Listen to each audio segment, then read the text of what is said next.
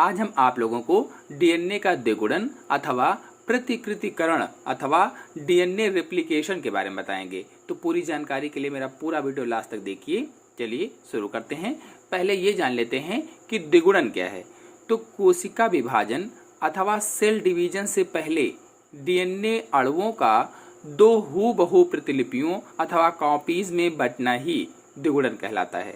तो इस परिभाषा का अर्थ हुआ कि जब सेल डिवीजन अथवा कोशिका विभाजन होना होता है तो एक डीएनए अणु से दो डीएनए अणुओं का निर्माण होता है और जो दो डीएनए अणु बनते हैं ये मात्र डीएनए जैसे ही होते हैं, यानी जिनसे बनते हैं बिल्कुल उसी तरीके के होते हैं। तो ये जो डीएनए अणु होते हैं ये स्वयं दो भागों में बढ़ते हैं, इसीलिए इन्हें स्व-द्विगुणन बोला जाता है। क्योंकि खुद ही दो भागों में बढ़ जाते हैं इसलिए स्व-द्विगुणन बोला जाता है। और डीएनए के स्व-द्विगुणन की क्रिया को रेप्लिकेशन अथवा प्रतिकृतिकरण कहा जाता है। यानी ये जो स्व-द्विगुणन की क्रिया है इसे प्रतिकृतिकरण या रेप्लिकेशन बोला जाता है। बता दें कि केवल डीएनए ही ऐसे जैविक अणु हैं जिनमें स्व-द्विगुणन की क्षमता होती है, इसीलिए डीएनए की हूबहू कॉपीज या हूबहू प्रतिलिपियां संतति कोशिकाओं में पहुंचती हैं। तो कुल मिलाकर के जब डीएनए के दोनों कुंडल अलग अलग होकर अपने ही जैसे दो नए डीएनए बनाते हैं तो उसे ही डीएनए का द्विगुणन कहा जाता है। तो डीएनए द्विगुणन का समय व स्थान क्या होगा? कोशिका चक्र की इंटरफेज प्रावस्था के एस फेज में डीएनए का द्विगुणन होता है। कोशिका चक्र की इंटरफेज प्रावस्था में एस फेज में डीएनए का द्विगुणन होता है। इस समय कोशिका के गुणसूत्र न्यूक्लियोप्रोटीन्स तंतु के रूप में होते हैं। उस समय यानी कैसा होता है, जो गुणसूत्र होते हैं कोशिका के अंदर वो न्यूक्लियोप्रोटीन्स तंतु के रूप में पाए जाते हैं, धागे जैसे होते हैं। डीएनए द्विगुणन केंद्र के अंदर होता है, मतलब जो सेल साइकिल के इंटरफेज स्टेप होते हैं उसमें डीएनए का रेप्लिकेशन होता है। और कहाँ? तो कोशिका के केंद्रक में होता है। हमने पिछले वीडियो में आप लोगों को बताया था कि डीएनए दो पॉलीन्यूक्लियोटाइड चेन का बना होता है। प्रत्येक चेन में 4 नाइट्रोजन बेसेस जुड़े होते हैं, एडेनिन, ग्वानिन, साइटोसिन और थाइमिन, जिसमें से एडेनिन हमेशा थाइमिन के साथ जुड़ा होता है और ग्वानिन हमेशा साइटोसिन के साथ जुड़ा होता है।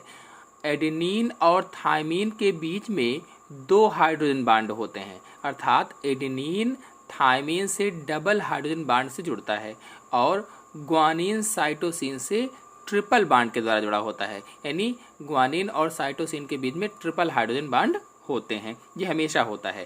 प्रत्येक चेन या श्रृंखला के 2 सिरे होते हैं। प्रत्येक चेन के या प्रत्येक श्रृंखला के 2 सिरे होते हैं, 5 प्राइम एंड और 3 प्राइम एंड। इसी तरह से दूसरी के देखा जाए तो 3 प्राइम एंड और 5 प्राइम एंड।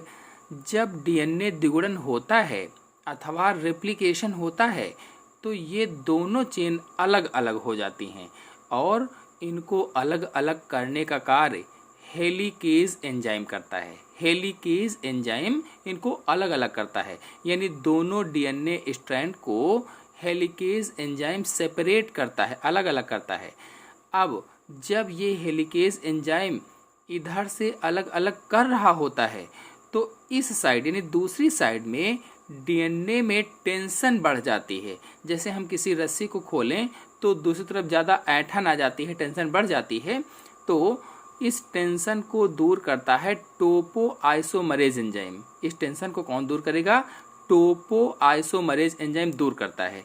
अब अलग अलग हुए दोनों टेम्पलेट्स एक नए डीएनए के निर्माण के लिए तैयार होने लगते हैं। जो अलग अलग दोनों टेम्पलेट बन गए हैं अब ये एक नए डीएनए निर्माण के लिए तैयार होने लगते हैं। इस प्रक्रिया को प्राइमेज एंजाइम शुरू करता है। अब ये प्रक्रिया बनाने का कार्य कौन करेगा?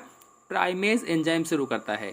प्राइमेज एंजाइम आरएनए के छोटे छोटे टुकड़े या खंड बनाता है। जो प्राइमेज एंजाइम होता है ये आरएनए के छोटे छोटे टुकड़े अथवा कहें तो खंड का निर्माण करता है, जिन्हें प्राइमर कहा जाता है। इन खंडों को क्या कहते हैं?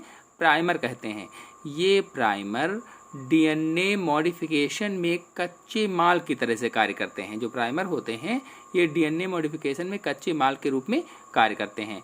अब डीएनए पॉलीमरेज एंजाइम प्राइमर को बाइंडिंग करना शुरू कर देता है। जो डीएनए पॉलीमरेज एंजाइम है अब ये प्राइमर को बाइंडिंग करना प्रारंभ कर देता है, या कहे तो जोड़ना शुरू कर देता है। डीएनए पॉलीमरेज नाइट्रोजन बेसिस को केवल 5 प्राइम टू 3 प्राइम दिशा में ही बाइंडिंग करता है। यानी जो डीएनए पॉलीमरेज है ये नाइट्रोजन बेसिस को किस दिशा में बाइंडिंग करता है? केवल 5' टू 3' दिशा में ही बाइंडिंग करता है, यानी 5 प्राइम टू 3 प्राइम दिशा में ही बाइंडिंग करता है। इसे लीडिंग स्ट्रैंड कहा जाता है। लीडिंग स्ट्रैंड जो कि डीएनए प्राइमर के बाइंडिंग से निरंतर बनता रहता है। जो डीएनए प्राइमर होता है इसके बाइंडिंग से निरंतर लगातार बनता रहता है, जबकि दूसरा स्ट्रैंड लैगिंग स्ट्रैंड कहलाता है। जो दूसरा स्ट्रैंड है इसे लैगिंग स्ट्रैंड कहते हैं, जो कि निरंतर अथवा लगातार नहीं बनता है।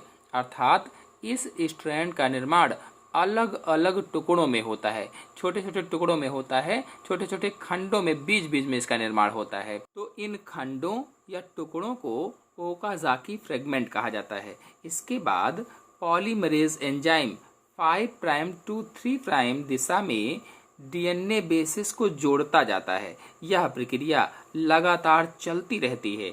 इसके बाद लाइकेज एंजाइम दोनों फ्रेगमेंट को आपस में बाइंडिंग करता है। जो लाइकेज एंजाइम होता है ये दोनों फ्रेगमेंट को आपस में जोड़ता है। इस तरह से 2 नए डीएनए मॉलिक्यूल बन जाते हैं। यानी इस तरह से एक डीएनए से 2 नए डीएनए बन जाते हैं, या उनका रेप्लिकेशन हो जाता है, या डीएनए का द्विगुणन हो जाता है।